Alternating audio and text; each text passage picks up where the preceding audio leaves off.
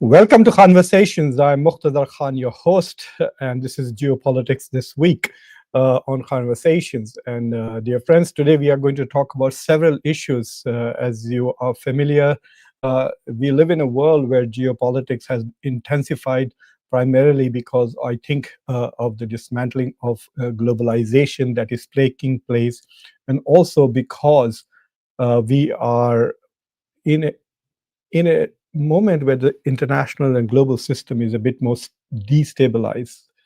Usually, there are less chances of change happening in systems which are very stabilized. But as we see the destabilization of the international system, new powers are rising. China is rising, India is rising, Europe is declining. America's relative influence and relative power is also reducing, especially with the speed with which China is reducing not only the economic gap between the US and China, but also the military gap. It is possible now that in sheer numbers, China has a bigger navy than the United States, which is the United States' main instrument for projecting power overseas. So as we witness a system which has become more unstable, lots and lots of geopolitical events are happening, often surprising even veteran observers. So as we go forward, the issues that I want to cover is a bit of interesting developments with regards to Israel and Palestine, and the role of United Arab Emirates in and the role of United Arab Emirates uh, uh, in this issue, and then after that we will talk about China, India, and the alleged U-turn made by President Donald Trump with regards to India-US relations. We will also talk a little bit about North Korea. If time we will talk about North Korea if time permits. And so those are the issues that I am thinking of at the moment. So let's begin with what's happening with Palestine this week.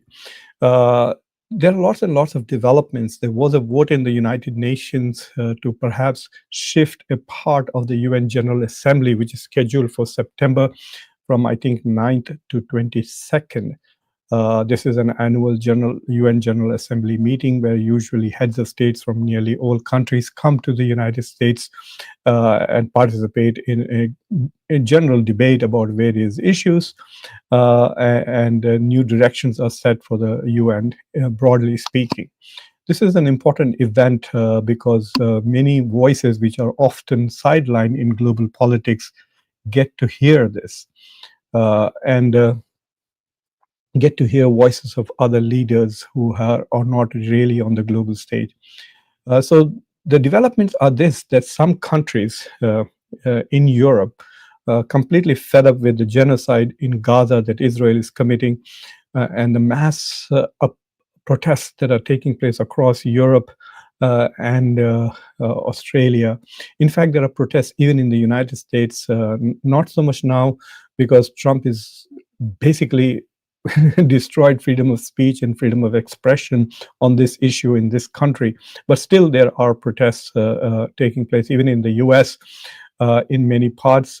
And even in Israel, there are protests against the violence. In Gaza, the only country where there is no protest actually seems to be India. But nevertheless, under pressure, European governments have announced that they are going to recognize Palestine. Donald Trump and his administration, which talks a lot about America first, but usually acts as if Israel first is its foreign policy, decided not to issue visas to Palestinian leadership. And as a result of that, the Palestinian president is unable to come to the UN General Assembly in New York. So it was in that context that actually the vote in the UN apparently was 152 to 2. But it's not very clear whether which section of the General Assembly will be held in Geneva and which will be held in New York. I've even spent some time on the UN website and there is no clarity. And the mainstream media, both in Europe and the US, are not covering this issue at all. And so the sources that are available on this issue are less than reliable. So keep that in mind, that what we know for sure is that the US has uh, basically blocked the Palestinian leadership from coming to the UN General Assembly. This is actually in violation of the agreement with regards to the UN Center. The US is obligated to issue visas to all affiliated members of the United Nations for this. So the US is basically breaking its own commitments, and so a kind of violation of international norms and international law in doing so. But when it comes to Israel, it's all about illegal activities, from occupation to expansion of settlements to committing genocide. In fact, there are arrest warrants issued for the international criminal Netanyahu, but he keeps coming in and going out of the United States as if there is no problem, because the US doesn't respect international law at all, at least on this issue. Anyway, these are the countries in Europe which have announced that they will be recognizing uh, not just European, but Australia is also part of it, who are going to be recognizing the Palestinian state. Now, mind you, many countries in the world have already done so more than 20, 30 years ago. India, when it was governed by the Congress Party, recognized Palestine as an independent state in the 1980s. In fact, India was the first non-Arab, non-Muslim country to do so. Uh, Anyway, so France, UK are more or less scheduled to recognize it. Canada has added a condition. I don't know whether it will recognize it or not, because the demilitarization of Hamas is not possible before the end of this month. Malta also plans to recognize the Palestine during the General Assembly in September. I guess the president, when he speaks, the leader of Malta, he will make that announcement. Australia has also but Australia also has some conditions, and so I don't understand what the point is. It's like saying that I'm going to recognize Palestine in September, but if Mars and Venus change their orbits, uh, we know that's not going to happen. So what is the point of making this announcement? Do they think that their own citizens are stupid and ignorant and uninformed? So this is what happens when leaders are stuck between the populace, their own population's demands, and the money that they take from Israeli lobbies in Europe as well as in most Western countries. Anyway, Belgium has not only announced that it's going to recognize Palestine, but it proposes to impose sanctions on Israel. There are other European countries which have done so recently, like Spain, Norway, and Ireland. So this is the development that is going on. But the more interesting development with regards to Palestine and Gaza was when Netanyahu announced that he is planning to basically annex many parts, if not all, of West Bank. And so there was going to be this uh, an attempt by, shall we say, uh, but he was arranging a cabinet meeting, essentially, in which he was going to announce the annexation of West Bank. But as they went forward, the United Arab Emirates really stepped up and issued a warning, basically. So to me, that was a very interesting development. And so as you can see here, Israel was about to annex the West Bank or major parts of it. It's not clear, I guess, what it would annex would have come out of the of that cabinet meeting. And then the United Arab Emirates basically warned, saying that this would be the end of regional integration of Israel. This would perhaps weaken the Abrahamic Accords. And so basically, under warning from United Arab Emirates, it is quite shameful that other members of the Abrahamic Accords did not fully back UAE on this, especially countries like Morocco and Bahrain, who are also signatories to the Abrahamic Accords. But the pressure from the United Arab Emirates was sufficient for Israel to back off. from annexing West Bank. And so apparently there is some red line that Arab countries are willing to draw, especially the United Arab Emirates, which otherwise often acts as if it is an agent of Israel and the United States. So kudos to United Arab Emirates for at least having some moral backbone. UAE has also been trying very hard to bring about peace and provide alternative ways to managing and governing Gaza in order to end the genocide in Gaza, the mass murdering. But apparently, Israel is not satisfied. It keeps killing hundreds and hundreds of people, mostly children and women, on a daily basis.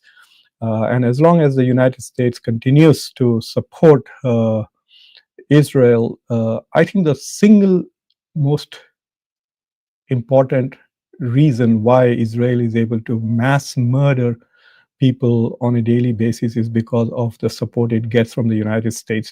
From Genocide Joe to Donald Trump, there has been unending support, as Biden loved to call it, ironclad support for whatever Israel does. And it was very interesting to see that UAE, when it negotiated this, it had to also put pressure on Mike Huckabee, who was basically completely aligned. Mike Huckabee is US ambassador to Israel, completely aligned with Netanyahu on this issue and constantly keeps invoking Christianity, God, etc., to defend whatever Israel does. So in that sense, we could say that this was a major development. Otherwise, there would have been major consequences if West Bank was also annexed by Israel. We would see what would happen if Israel would have become a full-fledged apartheid state, because then imagine these 2 million or so people who live in the West Bank. If West Bank is annexed, then what will happen to the Palestinians who live there? Will they become citizens of Israel, and will they vote in Israeli elections? I guess Netanyahu would obviously not allow that. So basically, it would be an apartheid state with 2 million people not getting the rights that other citizens of Israel would enjoy. Or, given the support that the United States and West has provided, including India, to Israel, maybe it would start killing people in West Bank, Gaza, like Gaza. So I don't know what Israel's plan was, but for now, it is on hold. Because the United Arab Emirates of all stepped in a hard way. It is quite disappointing to me that even MBS did not back this, even though he has his own initiative at the UN, which involves, in partnership with Macron, to recognize to basically recognize the state of Palestine and put pressure on Israel. So much for the Middle East, and then I want to move forward. The other topics that I would like to cover is the Shanghai Cooperation Organization, the rise of China, and then India's relations with China, and of course this much touted U-turn by Donald Trump. We will talk about that, and then I will be happy to take your questions and your comments as we go forward. So this is what has happened with China. The Shanghai Cooperation Organization, the SCO, normally does not get much attention in the West. It got a lot of attention this time primarily because of Prime Minister Modi and Vladimir Putin, and all the photographs and the videos that were coming out of there about the bonhomie between these two, the talk about the resurgence of RIC, Russia, India, China, as a balancer of the basically arrogant and unilaterally acting despotic United States in the international system. So it was covered very widely in the West. For the first time, I think so much attention was paid by the broader media in the US, because essentially the tiff that has been going on between India and the United States. For the last 1 month, the US president has made derogatory tweets about India, imposed 50% tariffs on India, including 25% penalties for buying Russian oil, tried to blame India for the Russia-Ukraine war. So all of this was getting a lot of attention in the Western media, and then SCO happens and India goes there. After 7 years, India's prime minister visits China, and so this photograph of Putin, Modi, and Xi Jinping was projected as a failure of Donald Trump's foreign policy, and that the U.S. had lost India to China. But what is also not missed, at least here in the West, is the rise of China, especially the parade that the Chinese government Xi Jinping hosted to celebrate 80 years of defeat of Japan. And it brought attention to the fact that China also played a massive role in defeating the fascists in 1945. The way the stories are said, the movies are made, the novels written as if it was just the West that defeated the Nazis. In fact, the communist countries like the Soviet Union and China did most of the fighting. So the biggest fights were between Soviet Union and Germany. In the European theater and in the Indo-Pacific region, it was China's fights against Japan. Of course, the US using nuclear weapons against Japan finally ended the Japanese basically ambitions, but nevertheless, China too made a huge sacrifice. Literally millions and millions of Chinese died in the war with Japan. So the pictures coming out of Beijing are very troubling to the West. Clearly, one of the things that has happened is Kim Jong-un has now become an international figure, and he was there standing next to basically Putin and Xi Jinping at the march. So he has now become like, he's no more a pariah, he's part of the non-Western bloc. He has provided soldiers for Russia to fight in Ukraine. North Korean soldiers are dying in Ukraine, and there is constant supply of weapons from North Korea to Russia. So we can see that one of the things that has happened as a result of the SCO is the rise of North Korea, and it's coming and moving towards the center of global politics. Of course, China and the statement that was issued by SCO rejecting and criticizing the bullying attitude of the West and the call for reform and global governance and restoration of law and norms, etc. China now appears to be the alternative to the United States as a leader of the world, a leader that provides stability and also a leader that respects international norms, etc. At least that is the effort made by Xi Jinping, and we will see how that goes going forward. But there were 26 countries who attended the celebration of China's victory over Japan. India did not participate, and I think even Shehbaz Sharif from Pakistan made sure that his photographs did not appear, even though he was there when this was happening. And of course, the SCO was also a very successful SCO, unlike the one that was held in India, which was basically a virtual effort in Zoom. And then the one following that was in Kazakhstan. Yeah, in Kazakhstan, it was not very well covered, as I told you. So this was a big success for both Russia and China, and to some extent also India. And we will see that Donald Trump also responded and reacted to that. He tweeted saying that it is sad to see Russia and India joining with the deep dark China. And so he made these condescending comments about all three of them. So that is one major development that has taken place clearly on the international stage. And then, of course, the big news that probably you're all waiting to hear, the discussion of is what happened with regards to Mr. Donald Trump. So I want to play a quick video, and then after that, I'll be happy to take your questions and maybe also react to some of the comments that you have made.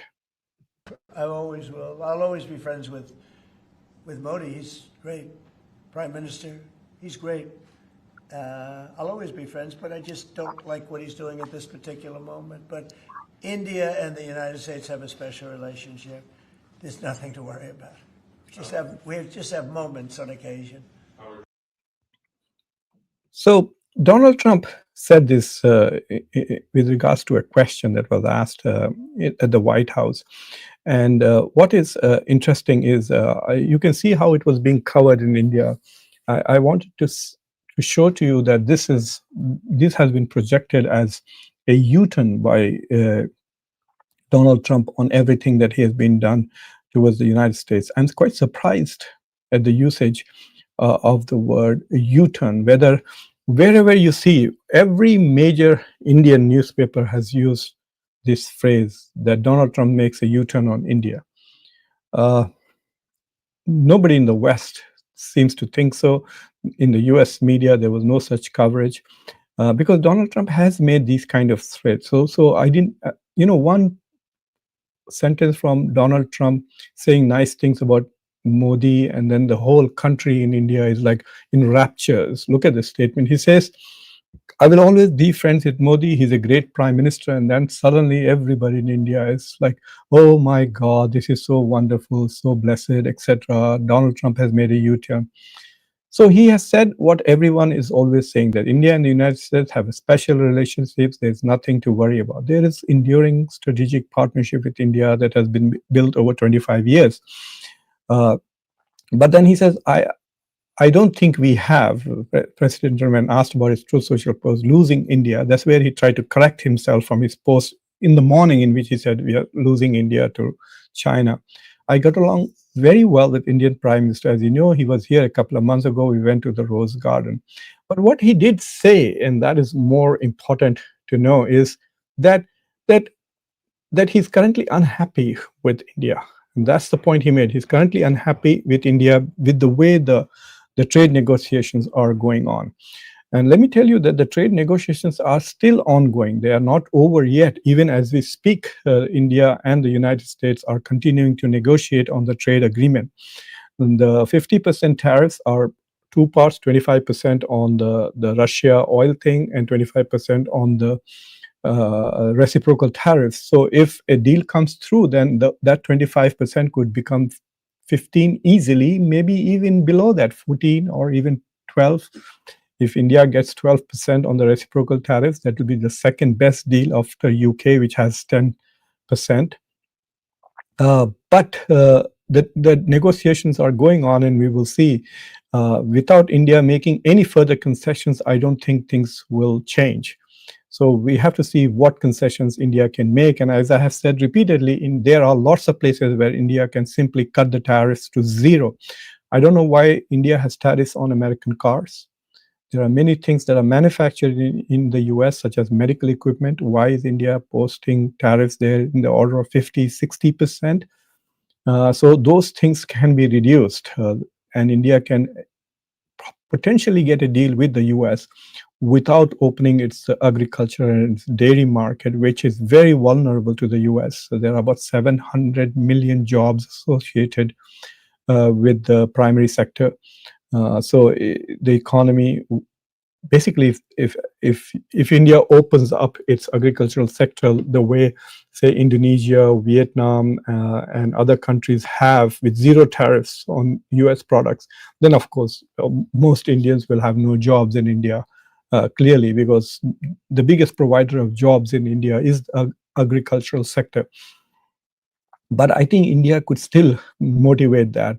But this whole idea that America has made a U-turn, I completely reject that idea. It's just a one statement that Donald Trump has made. He makes a lot of such comments. He says the same thing about Xi Jinping. He says, I admire Xi Jinping, I respect him, I have very good relations with Xi Jinping. Then he turns around and calls it the deep, dark China, whatever. He says the same things about Putin and then threatens to impose sanctions on Putin the other day. So I think Donald Trump says a lot of things, but what is important is what he really does. And what he has not done is made any U-turn on any of his policies towards India. He's not made a U-turn on the reciprocal tariffs. He has not made a U-turn on the Russia sanctions. He has not made a U-turn on his statements about companies not going and investing in India. There is no such U-turn there. So in terms of the policies that he has made, in terms of issuing visas to students, in terms of H-1Bs, etc., there is absolutely no U-turn at all.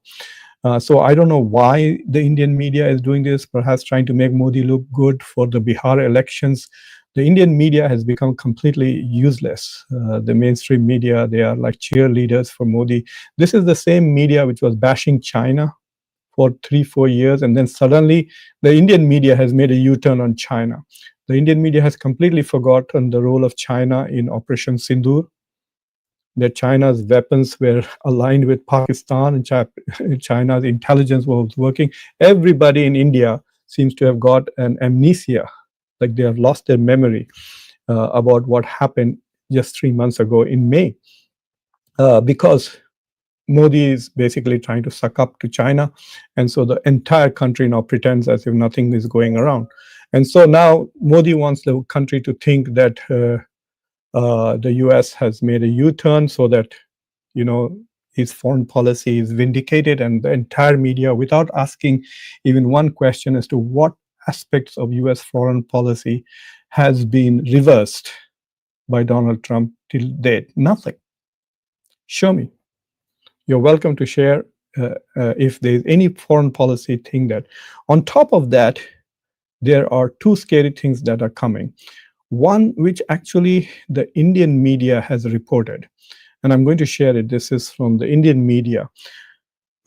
So Indian media, this is, you can see this in the Mint also, and it's all over the social media, is this question: is Trump considering blocking IT outsourcing to India? So there is a lot of talk about keeping American jobs in America and about Indian companies outsourcing. Donald Trump did say in one speech about a month or so ago that he was completely against American companies investing in building factories in China or sending jobs to India. And he said that specifically those two things, that he's very much against American companies building factories in China or sending jobs over to India. He has not taken any step so far. And this comment is coming from Laura Loomer. So Laura Loomer is problematic. So she's a very big voice in the MAGA movement, but she's not in the government. So she's a big MAGA person, but she has done incredible things that nobody outside the government has been so successful except the Israeli lobby in basically controlling American foreign policy. For example, Laura Loomer recently, that's by last week, she was the one who suddenly started campaigning on her Twitter account that Palestinians were coming to America and America was issuing visas to Gazans. And it is after she started tweeting on that Marco Rubio announced that he's going to completely cancel all Palestinian visas and block all Gazans, children coming here for treatment, etc. The cruelty of this Trump administration and basically the US administration when it comes to Palestine is just unprecedented. I don't think ever in history has anybody been this cruel, and they are led by people like Laura Loomer.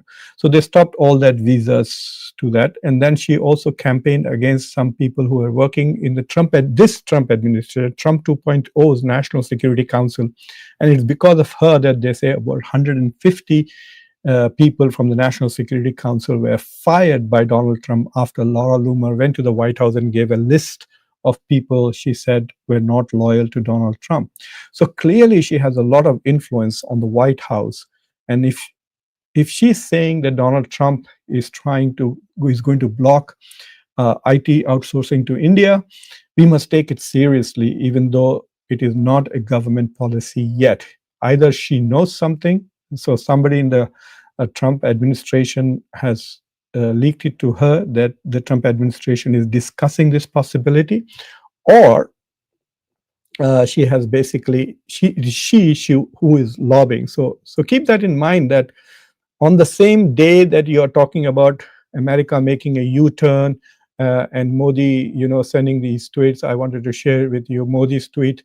I deeply appreciate and fully reciprocate President Trump's sentiments and positive assessment of our ties. India and the US have a very positive and forward-looking, comprehensive and global strategic partnership. This is what Modi had to say after Donald Trump said what he said, and you saw that in the video. And the question is, if Donald Trump makes a U-turn, let's say he did make a U-turn, would India make a U-turn? And would India tell Russia and China, go jump? Will India tell BRICS, go jump? I'm now going back to my true love, which is America. So the question suddenly becomes a bigger question to India, because now it's India's choice. If Donald Trump, until yesterday, Donald Trump was pushing India, and India had no choice to go towards China and Russia, and then be at a forum where people like Kim Jong Un, all these authoritarian dictators are standing there.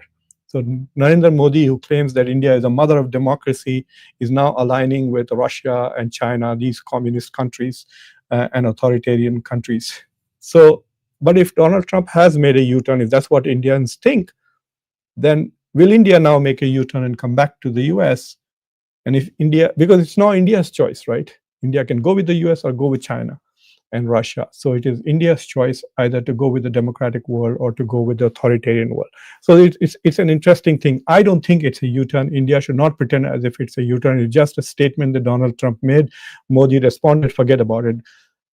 If Donald Trump makes policy reversals, changes in the policy going backwards, then you consider that there is a change taking place, and that could happen in the trade negotiations which are happening, where Donald Trump says, okay, we are going to make concessions to India, and we will say, okay, we will be happy if you give us trade, reduce the tariffs in some parts which are not agricultural. If Donald Trump says that and abandons his pursuit to lower the tariffs in the agricultural sector, then you can say that there has been reversal in policies. But coming back to this issue of outsourcing jobs to India, I was looking at this particular thing. This is about a year plus old data, but these are the top 10 companies of the United States who have outsourced job to India. So Accenture is the biggest one. It has 120,000, so 1.2 lakhs people, jobs in India. So if you look at just the top 10 companies, it's about 500,000 jobs, 5 lakh jobs in India. And these are very high profile jobs, high paying jobs. And it's jobs like this which make Hyderabad and Bangalore the prominent IT centers that they are. And so, God forbid, imagine if a large chunk of those jobs are lost. So you will have highly talented, highly capable persons in India without a job. And will they then take lower paying jobs with Indian companies? I don't know. So it's a major issue.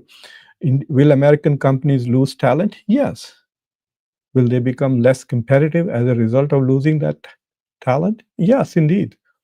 Uh, so I'm not very sure whether the US is going to take this step in such a drastic fashion. But let me also tell you that this administration seems to be taking a wrecking ball to the American economy. There are lots of people who are going to be dying in the US because the big and beautiful bill has cut off healthcare to poor people in this country. I mean, where in the world have you heard that governments give tax cuts to billionaires and cut healthcare to poor people? Only in America, only under Trump. So we are going to see some devastating policies coming forward. So I don't think Indians should unnecessarily get excited. This whole obsession with projecting Modi as somebody who is very special or something completely distorts the reality of the world. So wait and see if there are any changes in the policy before you jump to the conclusions that Donald Trump has made a U-turn. But if Donald Trump has indeed made a U-turn, then the question is, will India make a U-turn too? Or will India reject Donald Trump's U-turn? So if you notice, that is a bigger question. So these are the points that I wanted to discuss. There are also other events taking place, and I don't have the bandwidth to cover all major events. There is one particular issue that somebody did ask about Nepal objecting to an arrangement that China and India have agreed to. This is from Tushar Kansal. This is the first company. What do you think on Nepal's objection on India-China trade via Lipu Lake Pass? So the Prime Minister of Nepal actually brought this up during the SCO summit. So he was a special guest at the Nepal was a special guest invited to the SCO summit. And Nepal is applying to become a member of the SCO, and the Prime Minister of Nepal personally requested to Xi Jinping for his support to become a member of SCO. Probably India is blocking it. And so, in spite of all of that, I mean, he's trying to get support from Xi Jinping. He's objecting to this particular agreement. This is one of the agreements that have been made towards de-escalation and normalization of border issues between India and China. Uh, Nepal claims that it is that is Nepalese sovereignty over that particular pass. So far, there has been no responses from India or China, and I don't think they're going to respect Nepal's request, because as far as India is concerned, maybe India can say, okay, now that Trump has made a U-turn, maybe India can make a U-turn. I don't know. But the Chinese are not going to really respect the sovereignty of Nepal. They will probably say, okay, we'll invest something bit more. Let us do this trade because we want to normalize relations with India. Because this is important for China to make sure that India is out of the orbit of India. Aligned with the US is a much stronger India. India not aligned with the US is a weaker India, and therefore China prefers that. And if China has to sacrifice Nepal in order to make India weaker, then China will do that. So I think that the Nepalese may have to suffer some some international insults from these two big major neighbors, but I think China will compensate Nepal in some other way. And if the Nepalese are listening, I would recommend that that's what they do, is continue to object to what is happening, register consistently that they have a sovereignty claim over that particular pass, but also signal to China that they will be happy to get some compensatory support, either a guarantee into the SCO summit. Maybe this way they can use this to get India's vote to become member of SCO. We will see how that happens. Okay. Aditya Khadekar, well, the Europeans did impose some sanctions on India, if you know, on the Nayara refinery, which is having trouble even buying oil. I heard that some of their gas stations, they have about 8,000 petrol pumps in India, and there's no petrol available at many of those things because they're not able to buy petrol, and no one is buying their refined oil either. So Nayara is in some financial trouble also soon. But the US has been putting a lot more pressure on Europe to impose sanctions on India for buying Russian oil. So we will see what happens with that. There's a lot of talk of bonhomie between Europe and India, especially with the German chancellor making all kinds of positive noises towards India. But we will see. The bilateral trade agreement is not real, and if the US puts a lot more pressure, we will see whether Europe is going to resist US pressure, especially now when they are getting closer and closer to sending European troops. Imagine France and Britain want to send 10,000 troops into Ukraine. The Russians will hit them hard if there is no air cover from the US. Putin has said it very clearly that any troops inside Ukraine will be treated as enemy troops. So the Europeans need America very strongly, especially on the Ukraine security issues. And Trump can use that as a leverage and saying, you want me to help Ukraine? Why aren't you helping Ukraine? Let's make sure that India stops buying Russian oil. We'll see what happens. Sometimes the Trump administration forgets what it wants to do. Like they have forgotten about Greenland. They have forgotten about the Panama Canal. I've not heard much or any progress happening on those two fronts. What's happening about Canada becoming a state? I think that Trump has completely dropped. And what is this?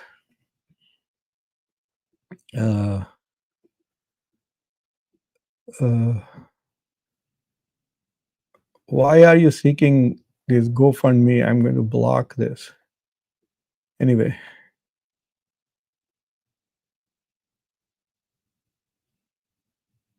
Oh my God. People are objecting to the fact that they can't see the Indian flag. There it is. And we have what we call as For those of you who are Hindi speaking, let me show you a good example of the kind of people who want to become Vishwa Gurus. This is Mr. Bharma. Look at the language, look at his values. These are the true Sanatanis from India. This is how they talk in an academic setting. So I thought I will share that with you. Uh, oh, I don't know how to take it out. And then I will replace that with Ham Saeed, Salam Walaikum Salam. Lost and found. Why don't you speak about what's happening to minorities in Bangladesh? What's happening to minorities in Bangladesh? We have done many shows on that, friend, already. We're not going to keep talking about it nonstop. I'm also not talking about what's happening to minorities in India all the time. Hi, Christopher. Hello, sir. How are you? Christopher is a member of Conversations. Thank you for your support. And he tries to catch as many of these live shows as possible. Ham Saeed has a question, how Pakistan can get investment from USA now? Oh, well, the United States has committed to investing in Pakistan's oil, Pakistan's rare earth materials, etc. So there is a lot of investments coming there. But you have to have a good investment climate, Ham Saeed. If your country is internally destabilized, and so, for example, if you remember all the attacks by the Baluchistanis on Chinese, which really upset the Chinese. So you have to have an environment which is open. First of all, it should be peaceful and stable. So if somebody wants to come in and invest $5 billion to build a factory, they should be sure that, okay, once we build the factory, it will work. We don't have people coming in and blowing the factory up or things like that. So you have to establish stability. That is one key. Pakistan promised China a lot of security, and they could not do that. In fact, China is now providing its own security internally. And then the other issue that we need to understand is that investments in what? So when a country, like if I were to invest, say, in Pakistan, let's say I make some technical product. So the thing that I need to know is, are there workers available, trained workers available? For example, one of the reasons why a lot of countries which are doing China plus one are preferring Vietnam over India is because Vietnam has more trained workers than India. So their labor force is better trained than Indian labor force. So you need a good infrastructure, you need good labor force, labor training, you need stability, and you need local partners too. So for example, if I wanted to make cars, if there is a car manufacturer with whom I can partner in India, in Pakistan, then it becomes. So Pakistan has to focus on this. So far, the Pakistani government is only focused on Kashmir, Kashmir, Kashmir, Kashmir, Kashmir, and nothing else. I have not seen.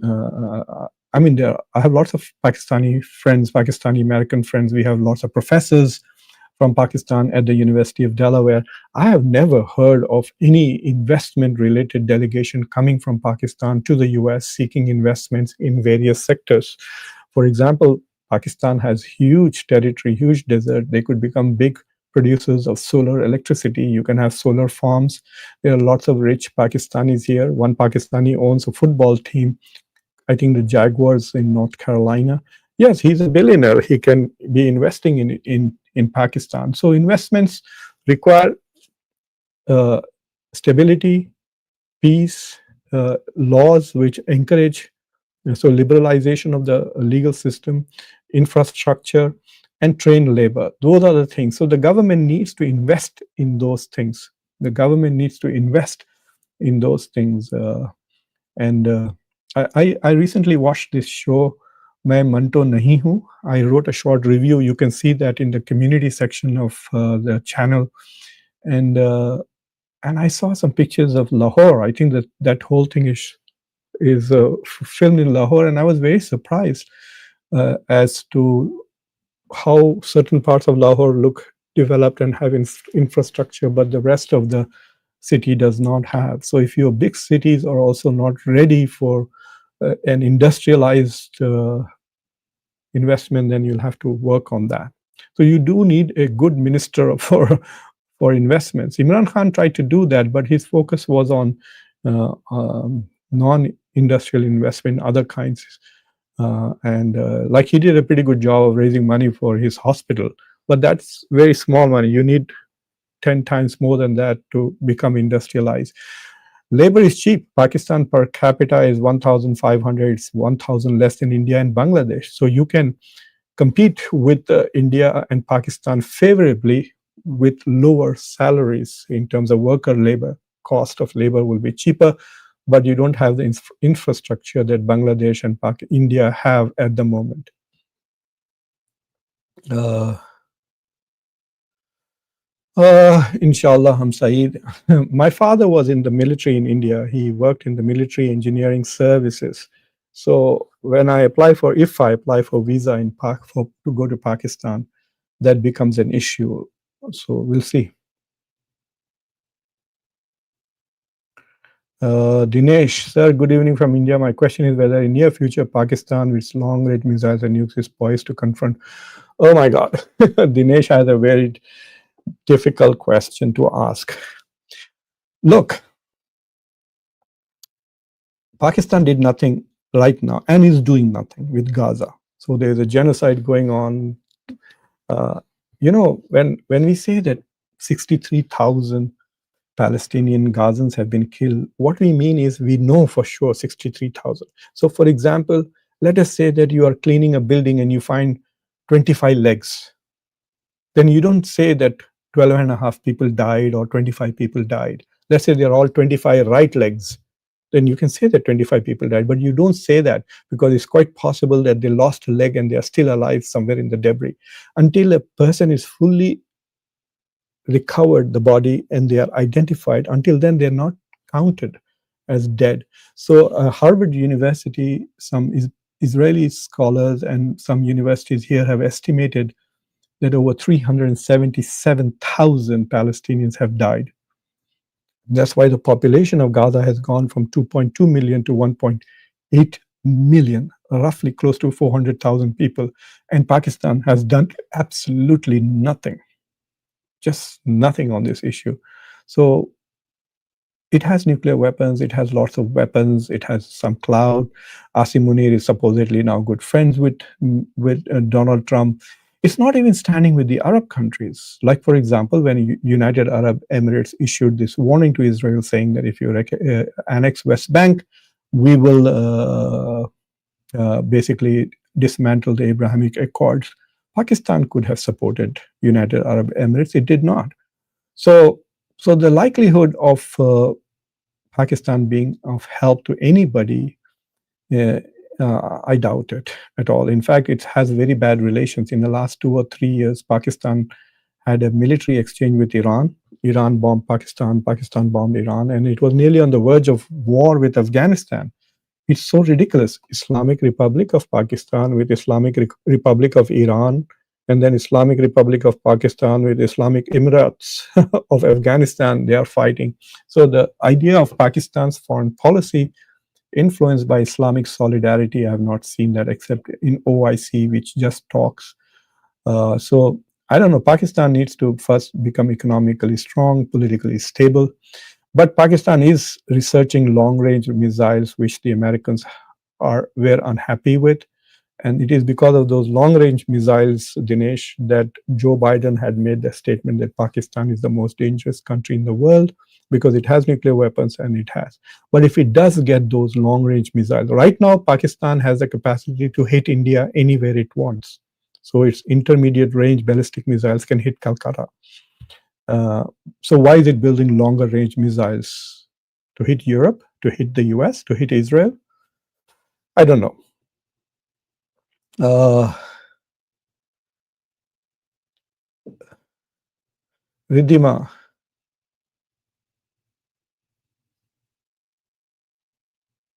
Ridhima has an interesting question. Look at this. So she's saying that I've been watching your religious sermons. They are very interesting. Does akhlaq means good manners? The Prophet, peace be upon him, said that he was sent to perfect manners, not getting angry when talking about Israel and Modi. Anger is forbidden in Islam. It's clearly anger is haram. But I'm not angry. I'm not angry with Israel or Modi. I'm outraged. That is different. I'm outraged on moral grounds. If Israel was not committing the genocide in Gaza, I would not be angry at all.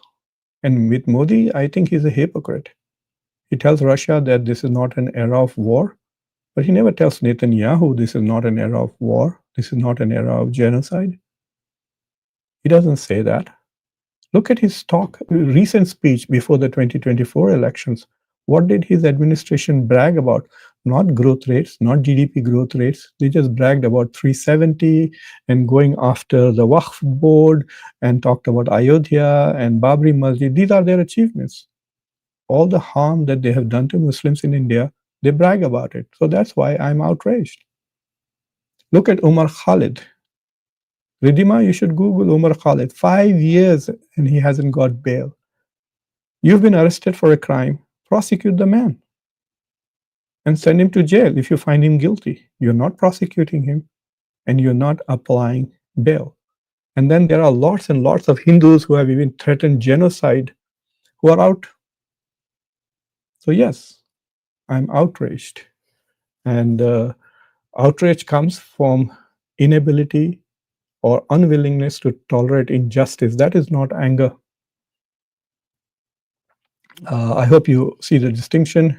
Hi, Lakshmi. Lakshmi is also a member of Conversations. Please join the channel. It's not expensive. It just gives me the opportunity to interact and get feedback from members of the community. So I meet people on Zoom. I will be having the Zoom meeting soon, maybe probably in less than 10 days for new members and old members. And I get a lot of feedback and I get to know lots of things. I have members from Orissa, I have members from all over the world, actually. Some from Toronto, some from Texas, some from Australia. Milin says, Khan Chacha, why tie in summer? I don't know. My house is at 69 degrees all the time. 18, 19 degrees centigrade is the house. So this is not hot. In fact, there are such heavy lights also I'm using. Even then, I'm not feeling hot. So that's why I wear tie. I'm wearing a tie out of respect for you guys. You know, we dress formally as a respect for the occasion. Since I'm trying to do this regularly, Geopolitics this week on Sunday, I've chosen this particular time because it's night in India, but not too late, and it's daytime in the West. So on my global channel, which is blocked in India, people in the US, Australia. Now the biggest viewers are from US, and then people from Bangladesh, Pakistan, from Australia, Nepal. These are the countries from where I get a lot of viewers. So many of them are in the West, especially US, UK, Canada. So this is a good time. So I'm trying to be formal for you guys. Oh, Lakshmi. So there are 2 or 3 things happening. So for example, if you watch the election in New York, Democratic Party's nomination was won by Mamdani, Zohran Mamdani. If it was anybody else, like if he was Jewish, then all these people, Schumer, etc., would have supported him right away. So far, Schumer has not endorsed him. He's the leader of the Democratic Party in the Senate. Hakeem Jeffries has not endorsed him. And the people who are fighting him are Democrats. Eric Adams is a Democrat. Cuomo is also a Democrat. And so these guys are all collaborating with Donald Trump. So you can see that the Democratic Party in New York has become Israel first and is attacking its own people, which is making young Democrats very, very angry and upset. Justice Democrats, Social Democrats. So today and yesterday, Bernie Sanders has been campaigning on the streets with Zohran Mamdani, and other Democrats are attacking him. So as it is, they're upset. The leaders of the Democratic Party have taken literally millions of dollars. If you go to, just Google this, Lakshmi, opensecrets.org. I'm going to write it down here in this. opensecrets.org. If you go to opensecrets.org, or in fact, the way you Google is opensecrets.org : big receivers of Israeli lobby money. and they will give you a list of all the Democrats. Starts with uh, um, Joe Biden and the millions of dollars that they have taken from the Israeli lobby. So the Democratic Party's leadership is sold out to the tech companies, sold out to the Israeli lobby and the medical health insurance lobbies and the lawyers lobbies. So if you look at the point of view of the masses, like 92% of Democrats are against US support for Israel. And more than 90% of all Democrats, elected Democrats, are for Israel. US, Kamala Harris lost Michigan because of this issue. I want to take some credit for it. I had Jill Stein on the show. She spoke for 1 hour on my show. Jill Stein is a third-party candidate. She took a lot of votes away from critical sections. So Rashida Tlaib is a Democrat of Palestinian origin in Michigan. She got 75% of the vote, and in the same constituency in which this Democrat for Congress got 75% of the vote, Donald Trump got 75% of the vote. So all of these Democrats went and voted for Donald Trump as punishment for the Democrats. And two things have happened. One, that the Democrats are now 5 million voters behind the Republicans in registering new voters for the 2026 election, and nobody's giving money to the Democrats. I'm not going to give money to the Democrats if they try to sabotage Mamdani. And I will campaign from the elections in November. From October, I'll start hammering that do not give money to Democrats. Let the Israelis give them money. Let the pro-Israeli billionaires give whatever money, and let the Democrats go and represent Israel in American Parliament. But we are not going to give money to the Democrats. We're not going to vote for Democrats. And so even though people hate what Republicans are, even the Republicans hate Republicans right now. Every time the Republicans are going to town hall meetings, they are being booed. So it's a funny thing. Right now, ordinary Americans hate both the parties. I'm not going to vote Republican. I will just not vote for Democrats. I will not give money to Democrats. I may not even vote. My vote will be through my YouTube channel. So yes, you can see me getting angry. I should not, Ridhima, sorry. But yes, people are very upset with the Democratic Party. Plus, Donald Trump has added 5 seats in Texas, so he might still hold on to the House. The question is whether they will be able to keep the Senate or not.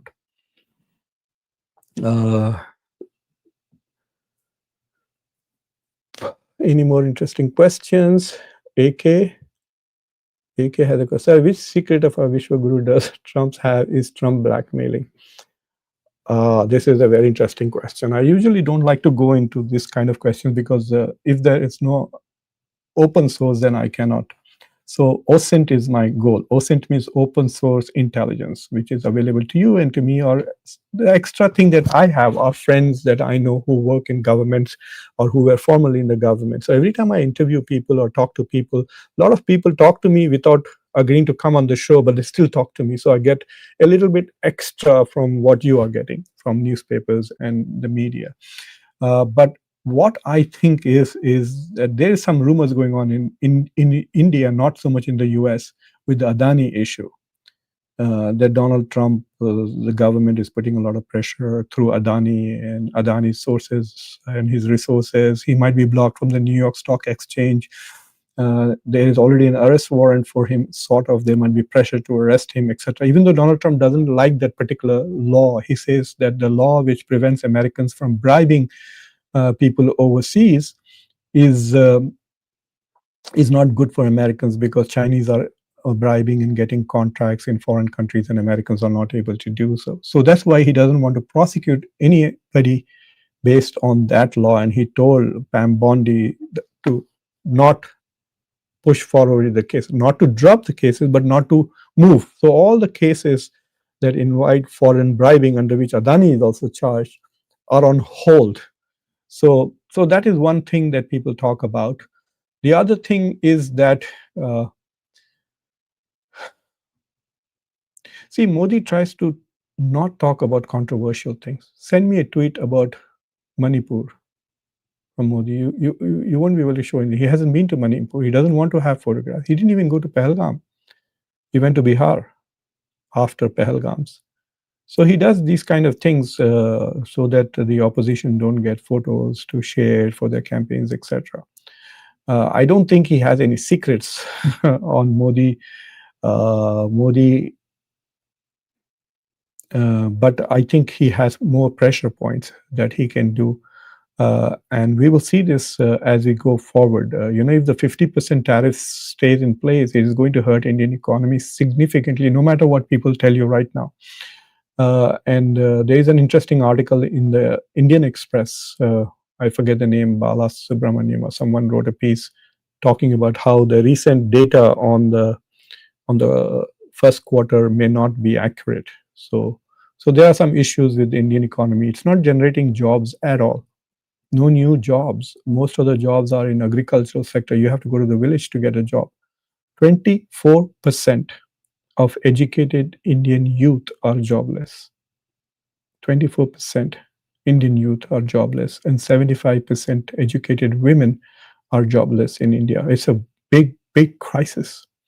And so if Trump, stops outsourcing, etc., because part of it is going to happen anyway because of AI. Many jobs in India will be lost, sadly, in the US and everywhere in the world because of AI. So, so I think Trump has some pressure points, and Modi is therefore out of. He does not want to aggravate Trump more. That's why he's quiet. And I think it's a good policy. If Rahul Gandhi was prime minister, also, I think he would have kept his mouth shut and not directly contradicted Donald Trump, because you don't want the guy to get angry. He's a bit, you know, crazy to say the least. Uh, Lakshmi has an interesting question. Tamil Nadu government has secured investments from UK and about 7,000. Germany, couple of jobs, and Dr. Gandhi thinks state. Oh, so my friend Amirullah Khan, you saw me interview him and Santosh Mehrotra just 2 days ago about India's first quarter and the tariffs. So Amir gave a brilliant talk at the University of Delaware. And so he let me see if I can, well, it's not easy for me to pull this. So in that, he showed a map of India. So if you look at the map, the states which export to America are the southern states. Tamil Nadu, where all the iPhones are made, Tamil Nadu, Telangana, Karnataka, and a little bit of Andhra Pradesh are the states which export Gujarat and Maharashtra. These are the 6 states where the most of exports to the US come from. And where is the Hindutva belt? BJP, yes, BJP controls Gujarat and because of the diamonds, etc., and Maharashtra. But the real power is UP, Bihar, and all of these places, right? The entire central. They don't export anything to the US. So he was saying that they don't care what happens with the US tariffs. Adityanath Yogi is not worried about what Trump says or does. But Tamil Nadu Stalin is, because if Trump imposes 25% tariffs on iPhones, then boop, what will happen to the jobs in that? So there is a concept that I'm going to type in the bottom, Lakshmi. You should Google that. It's called paradiplomacy. Paradiplomacy. In fact, about 2 months ago, I did a show 2.5 months ago about Telangana and paradiplomacy, because the chief minister of Telangana, Revant Reddy, went on a trip to Japan in search of investments. So the states, what can the states do to become more attractive, right? They can invest in education. The state have the prerogative. It doesn't matter what the national policy on education is. If Tamil Nadu, Telangana, and Karnataka and Andhra, all these BJP Mukt states, if they say, look, focus on English, we should have more and more people studying English, okay? And then we make sure that we, like, for example, let us say that you increase school timing. I hope somebody from the government is listening in India. If you can increase school time by 2 hours, they'll go and play cricket anyway. Let them stay back, especially the high school, 11th and 12th grade students in government schools, or 9th, 10th, 11th, 12th. Stay back for an hour or two and learn skills. not reading history, no, just skills, how to do soldering, how to run lathe machines, and this is what the foreign companies need, right? Workers who have skills. Yes, you can apply for IIT. If you get, you go, but if you don't and you have skills, you go work for the factory that iPhone just set up, that Apple just set up. So I think that is what the states can do. They can make their population skillful, ready for the global market, and build the infrastructure, build the roads, build the railways, build the seaports that are that people will like. You know, my university has its own railway station. We have our own railway station, and it's like that. You have to have your own infrastructure. Uh, so if you are competing for investments, and then okay, Modi says, I will give subsidy to somebody who will come and manufacture. That person will come to India, take a tour of India, and say, oh, there's nothing in North India, but when I go to the South, there are people who speak English, there are people who know skills already. I don't even have to train them, and the infrastructure is great. Well, I'll invest here. That's what happens. And Tamil Nadu has been the best state in India. Gujarat gets a lot of money with the help of Modi. So if you remember, every time there's a big thing comes in, and the center directs, like Tata's chip manufacturing was sent to their gift city is in Gujarat. But otherwise, the states like Tamil Nadu, Karnataka, and Telangana largely because of Chandrababu Naidu, have really invested in infrastructure to make it welcome. So the states have to have their own economic foreign policy. It's called para-diplomacy. You can see in Mexico, some provinces also do that. Good question, Lakshmi. This is the best question of the day, MVP.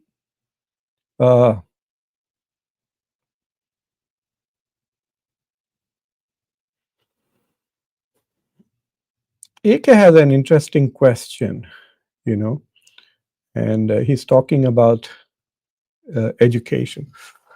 I talk a lot to American elected officials, and I invite them a lot. And since I'm now more and more focused on foreign policy, etc., the Congress people are not ready to talk about. Very few members of the Congress can talk on foreign policy issues because they're so focused on local issues.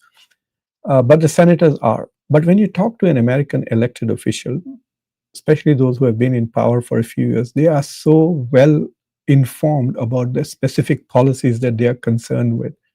But when I deal with politicians and others and listen to speeches from other countries, even in India, there are very few people who talk specifically about policy issues. And so it's always politics, politics, politics. So coming and saying, oh, we are going to get rid of Guspitias in Bengal, that is politics. But trying to explain to you why the youth unemployment rate is at 24% and what the government is doing specifically to make sure that the youth are employed. That is policy discussion, and how many of our ministers in India can do that? That is the question that people need to keep in mind when they vote for people, you know. Okay, Sultan. No, it's an interesting question.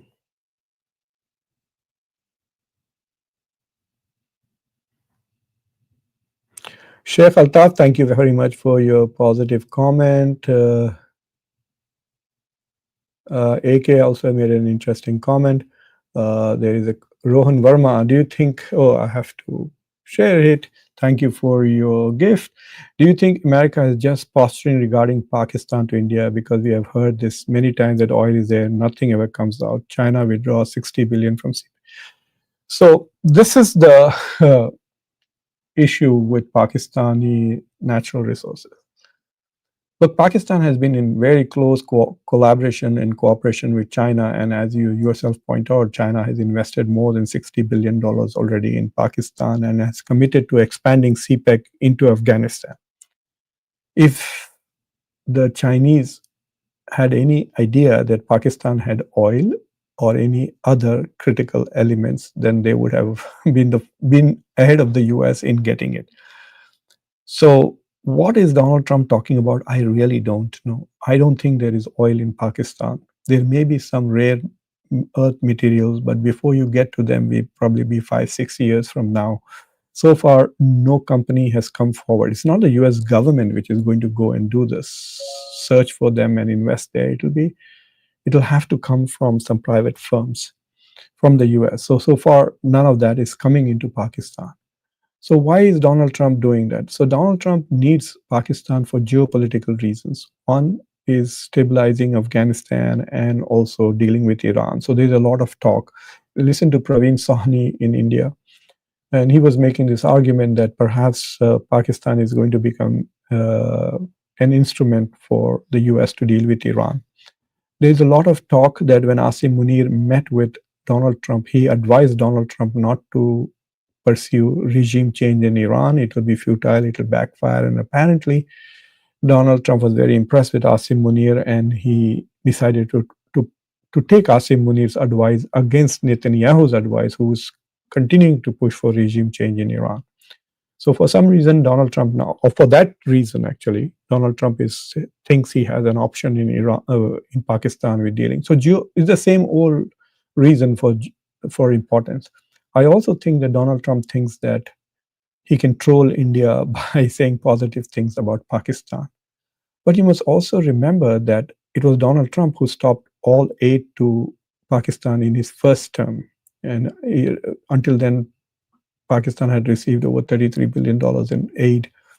But then Donald Trump came back and he was very happy that Pakistan helped him find the terrorist who had blown up the Kabul airport. So Pakistan has suddenly become a partner in counterterrorism. India has been trying to blame Pakistan as a supporter of terrorism and trying to make them pariah. The exact opposite has happened. It has become an ally of the US in counterterrorism. So, so I think that is key. But plus, Pakistan has got a good deal now with 19% tariff rate. So I think the Pakistan US trade is just $7 billion. So that might increase in the next few years. But Pakistan is, I think, a geopolitical partner, and it also uh,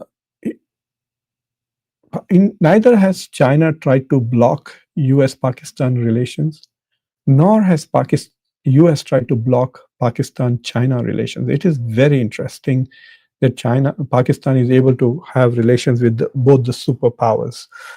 And I think the reason for that is because neither the US nor China sees Pakistan as a threat to their power, whereas China sees India as a threat to China, and US also sees India as a threat because of its alignment with BRICS and its alignment with de-dollarization tactics and the large size of the Indian economy. That's why I think America cares if India goes close to China, and China cares if India goes close to the US. But neither cares where Pakistan is, because they both don't see Pakistan as a competitor, as a peer competitor. I think that's the difference. I hope that kind of explains somewhat. Okay, any more questions? Uh, all right, so we have gone well over the time. And so Pawan, okay, thank you for your gift. Do you have a question, Pawan? No, thank you. Thank you for your support, Pawan. Shailendra Nakwa, sir, what you foresee about India's future? About 2047. So there's a question here about Shailendra Nakpal's question about 2047. He's referring to the goal set by Prime Minister Modi, Viksit Bharat 2047.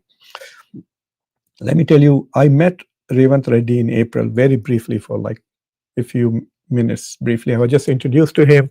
And so I gave him an advice. I said, I'll give you a line that you can use. He has not used it yet. Maybe he forgot, maybe he didn't get it. Maybe my accent, he missed it. But anyway, my line was, this is what I told him. that you can say whether Bharat becomes Viksit or not by 2047, Telangana can become Viksit by 2040. So what I'm trying to say is that there are many Indias.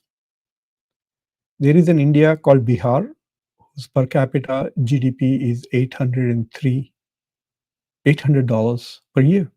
And then there is a Telangana India, whose GDP per capita is 5,200, 6 times or more. So Telangana is 6 times richer than Bihar. Gujarat and Maharashtra are 5 times richer than Bihar. Telangana, Karnataka, Tamil Nadu are many times richer than the north of India. They are all 4 times richer than UP.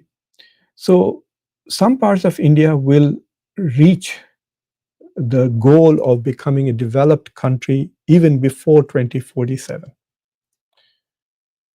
And we are assuming that no big politics will happen, no major civil war, God forbid, no genocide of killing Muslims in large numbers and getting sanctions from international countries, etc. Nothing like that disastrous. As country is today just going the same way, then I can tell you that some parts of India, and I can name the states: Telangana, Karnataka, Tamil Nadu, Kerala, Andhra Pradesh, Gujarat, Maharashtra, Himachal Pradesh, Goa, and Sikkim, and New Delhi.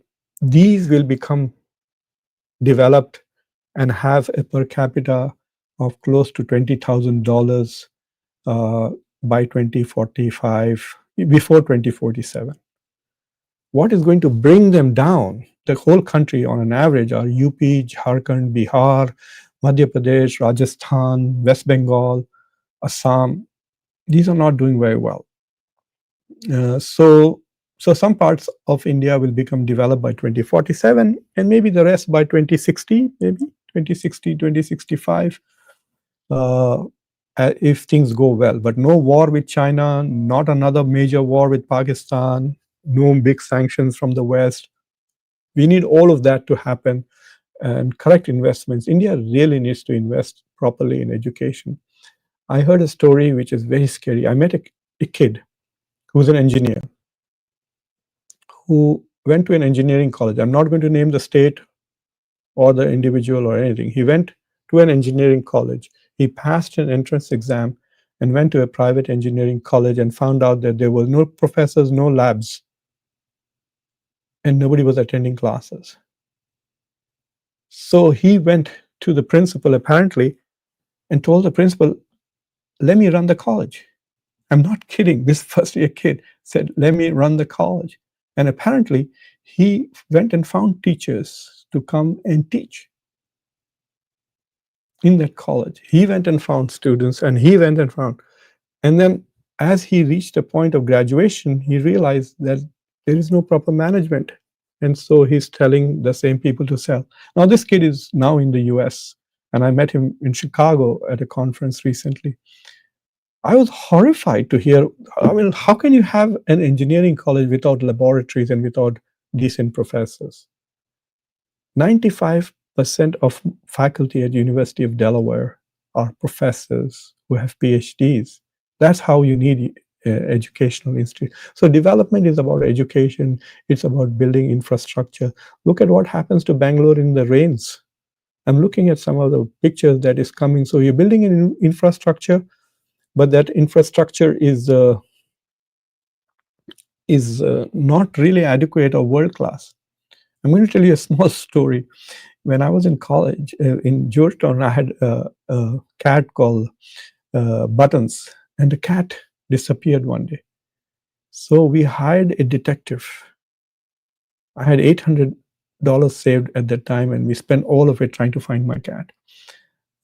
My wife used to go out in the sun searching for the cat. Eventually, that detective started bringing cats which looked exactly like our cat but was not ours. So I asked him, where are you catching these cats from? He said, from under the road. I said, what do you mean? So when you look at our roads, we have all these draining system, and there are huge tunnels under the roads. So the moment it rains and the snow falls and the snow melts, all the water is gone. within like instantly. Last night I had terrible rainfalls here for 2 hours, heavy thunderstorms, and then there's no water on the road after. So the infrastructure, when you design, you have to think long term.